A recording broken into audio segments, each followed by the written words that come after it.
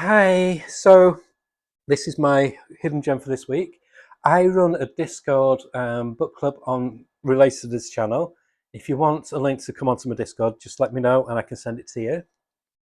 And we try and do each week either read a few select comics or a collected edition of a comic series. And one that we did this week was Ronin Island, which is by Greg Pak and Giannis Milo Giannis. It's 12 issues. It's in the complete collected format for only $19.99. So you get 300 pages for that price. Really good. And it's such a good, rewarding read. So it says, together in strength, when the great wind devastated Japan, Korea and China, survivors found refuge on what they came to know as Ronin Island. Now, now too young to have known any other world, Kenichi, son of a samurai, and Hana, daughter of farmers, must work together to stop a mutant plague that's consuming the mainland and quickly advancing onto their home. In this serpentine ride through the 19th century, where not all is what it seems, follow Kenichi, Hana, their friends and their foes from Ronin Island to the mainland and back again as they search for a way to protect all that they know and from the forces of the mutated Bionin and Shogunate alike. So it's set in 19th century, um, but it's like an alternate history. So it's steeped in magic. It's got these fantasy tropes what work perfectly with it. What I love about the art as well, it's this fine blend of like American art, but with very strong manga sensibilities. There's hints very much of the art style from Lone Wolf and Cub. And another thing I like about the two main characters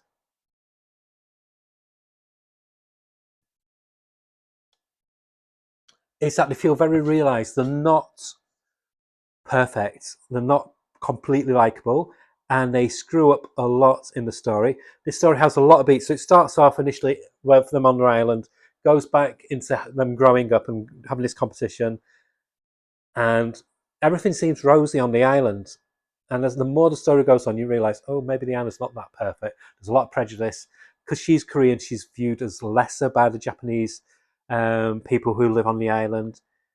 She's kind of like doted on by her teacher, her shogun teacher, and she's doted on by the town elder, but up to a point. And they find this out later on when they go to try and stop this mutant invasion. They follow this Ronin, this shogun from this other from mainland Japan, and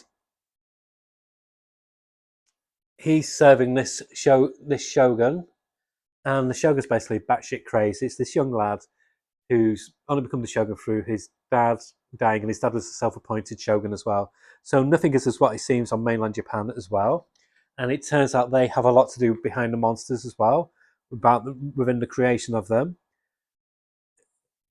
And not everybody survives, even though you fall in love with some of the characters. Don't get too attached because some of them don't survive.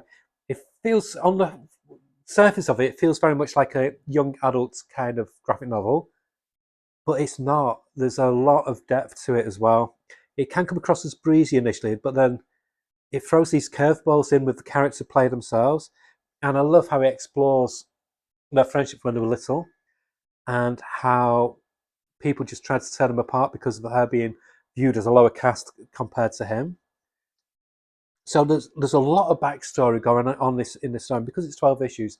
The story is allowed to breathe, but it still moves at a clip as well. And so there's never a bit where you're thinking, "Oh, this is dragging."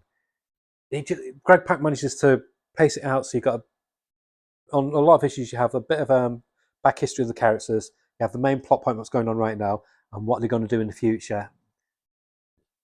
And you meet all different groups of villains. You meet the mutants. There's a big secret about the mutants as well, which is a really interesting twist as well. And things just happen in it all the way through. Like I say, you can't predict right up to the very last chapter. You can't predict how it's going to end. Like I said, people who you thought were friends turn out not to be friends, or they turn out not to be as genuine as you thought they were.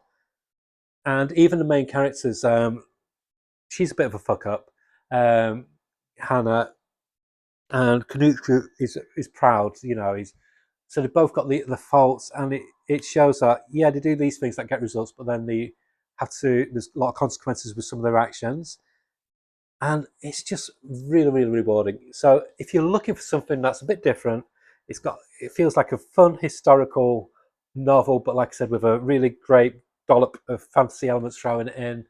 It's got two fun young protagonists in, but they're young without being cheesy, and the villains are great. It's just, you've got the monster villains and you've got the human villains who are more monstrous than the actual monsters themselves, and it's a very satisfactory conclusion. It's not one of those where you think, "Oh, I wish they could do more." It feels a bit unfinished. It feels complete. If they do another one, great. They've left it where it can go on to another one, but it's a very satisfactory ending as well. Like I said, it's really chunky, it's really thick, and the art is really nice. It's very pleasing to the eye. I just loved it. I love manga, and I think this is good for anybody who isn't quite ready to step into reading manga, but likes for that kind of vibe. So I'd highly recommend this. Really, really fun historical fantasy. Um, I'd give it an 8 out of 10, and yeah, it's a worthy addition on anybody's bookcase. And yeah, give it a try. It's from Boom by Greg Pak and Giannis Malagianis, and yeah, it's good. It's a really good. If you want to have a bit of a palate cleanser, just being bombarded by superheroes all the time, I recommend this. Okay, bye.